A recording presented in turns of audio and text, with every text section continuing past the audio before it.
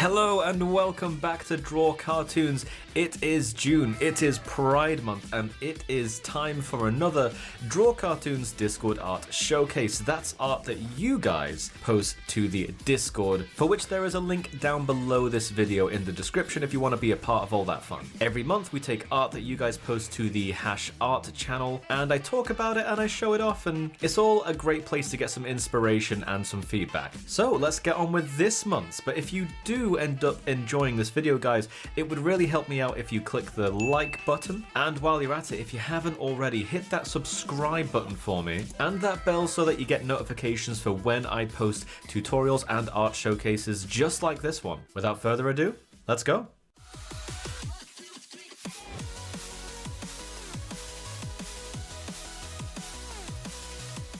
We'll start things off this month with this drawing by Rhysdraws stuff. Stuff in this case being someone who looks absolutely terrified of something that they've just laid their eyes upon. I wanted to point this one out because there's not really that many lines in it. There's lines around the eyes and the nose and the mouth and in the inner ears as well, but there's no kind of outline for this drawing. They've depended heavily on the values of the drawing, that is the difference between light and dark across the image. You see, you've got a little bit of light in the top left of the hair and some shadow in the right side of the hair. You've got shadows on the skin caused by the overhanging hair, and this way we get a sense of depth for the character. So I was very intrigued about the way that this one was done. This is really good, Rhys. Squid the Banana is back once again, and I had to show this one off for a number of reasons. They've drawn what appears to be the same character, or at least two very closely related characters in terms of their appearance. However, they both follow very different anatomical styles. The one on the left is this kind of chibi-esque miniature version, almost childlike, and the one on the right is a bit more of a comic book character, more kind of serious looking yet still holding on to that cartoony style. This is something for you guys to do. If you're watching the video right now, I would love for you to take either an original character of your own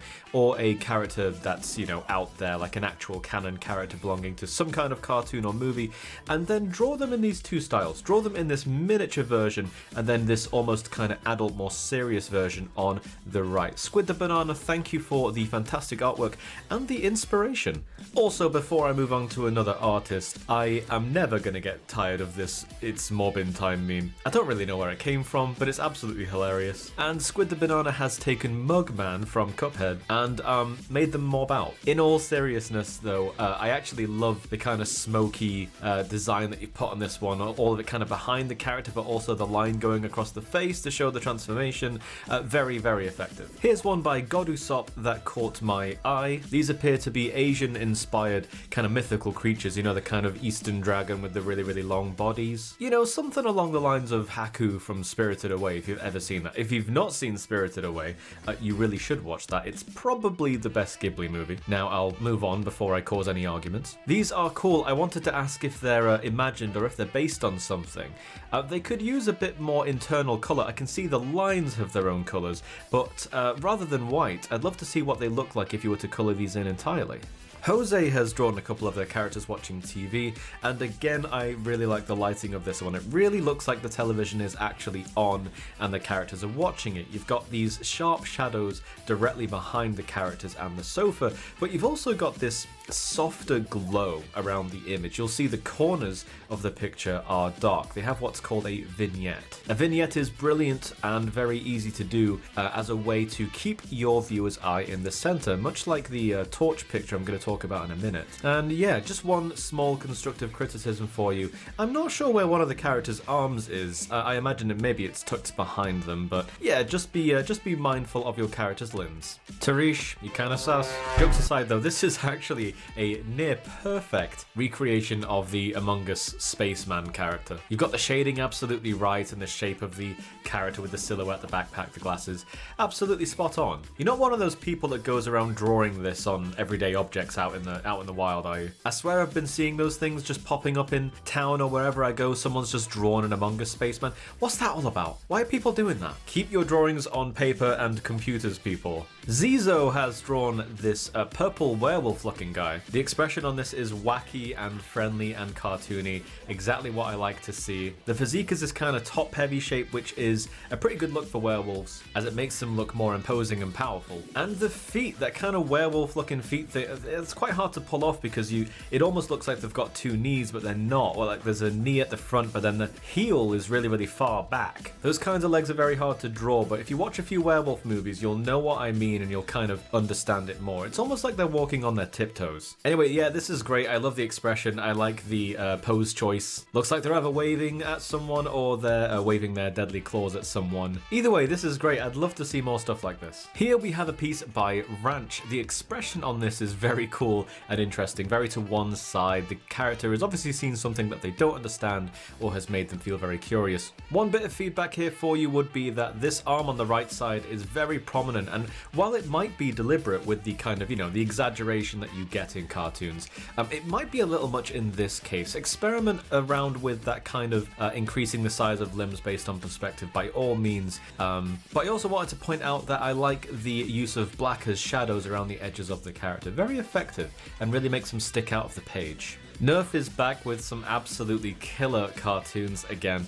I love the expressiveness of this missile slash bullet. They got some shininess going on. You see the kind of sparkle in the top left, but also the shimmer of light along the right side of the character's face. There's this brilliant sense of motion here. The explosion looks hot and somehow tactile. The tongue sticking out is a good touch. Just overall another fantastic piece. Great job, Nerf. It also looks like artistic skill runs in the family because this piece is by Nerf's Daughter, presented by Nerf themselves. The hair here and the face are absolutely stellar. This is certainly a Naruto-inspired piece, judging by the costume and the style. The clothes creases are really advanced looking. Love the bandana as well and the solemn expression. Just another fantastic piece. I can't wait to see more. Seco has been busy once again, and oh my goodness, I absolutely had to show these off. The melancholy expression of this individual on the left side, and the hat, the hair, the glasses, the perspective of it, and then the motorbike over here on the right, absolutely stunning. I don't know about you guys, but I've always had a lot of trouble drawing vehicles, and motorbikes are definitely not an exception. Just very well referenced and well drawn. Seco, you've got an excellent grasp of this.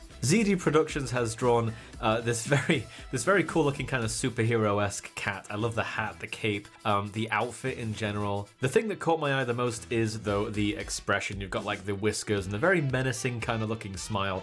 I'm actually not sure if they're a superhero or a supervillain, but I suppose it doesn't really matter. For all I know, there could be an anti-hero. But I love the pose, and yes, especially the face. This is really cool. I would love to see a splash of color on this as usual.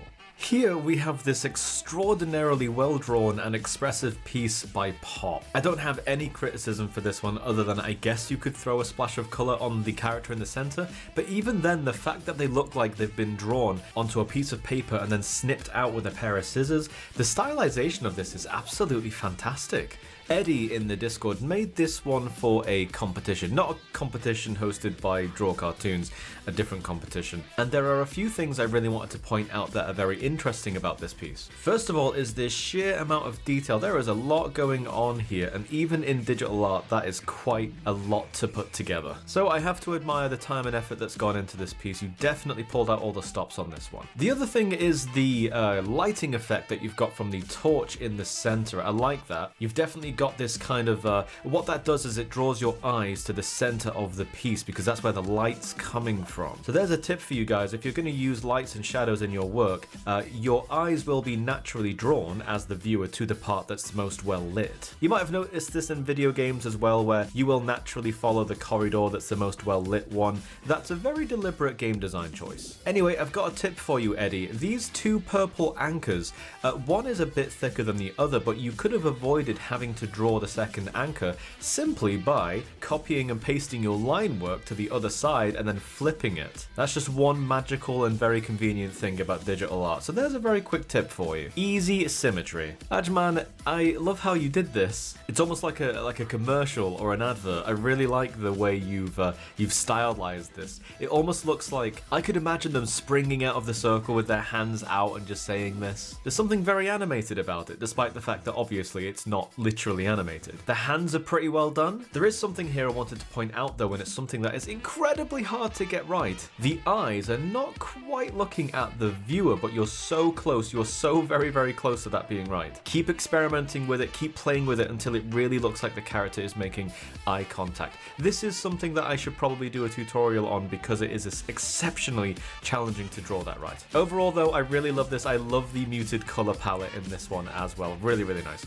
Also, indeed, happy Pride Month to you as well.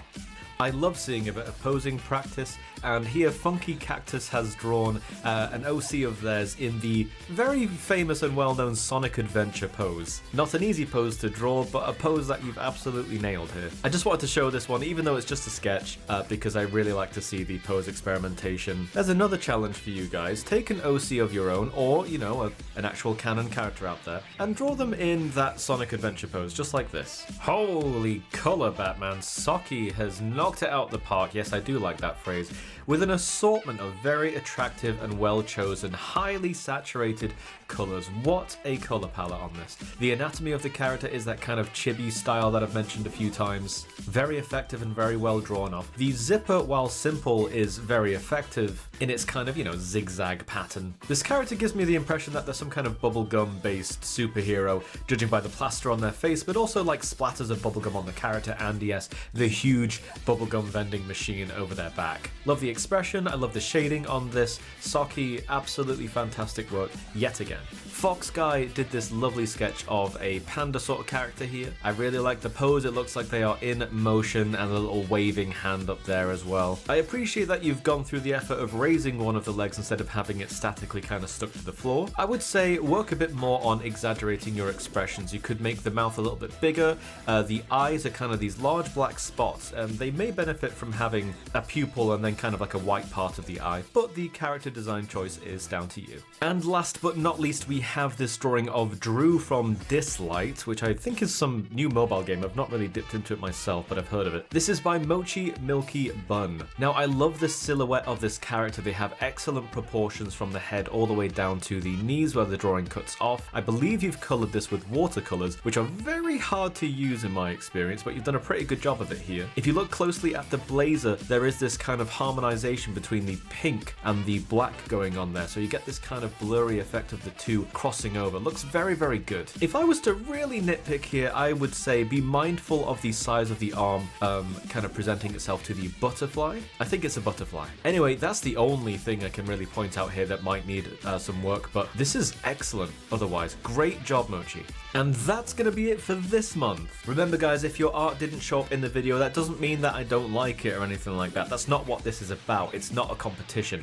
I choose art that I feel has an interesting talking point or is a great source for inspiration. Now, quite frankly, there is more art than that than I include in the video, but if I put all of the art into the video, they would be very, very long indeed. I try to keep them between the 8 to 15 minute mark as an absolute maximum. So if your art didn't show up this time, just try again next month. Guys, if you enjoyed this video, please hit that blue thumbs up button. It means that you liked the video, and YouTube's algorithm really likes that. You know what else it really loves? It loves when you subscribe to the channel that you're watching. If you subscribe to this channel, it would help me out greatly. I will be back soon with another video, guys, but for now, I will see you next time.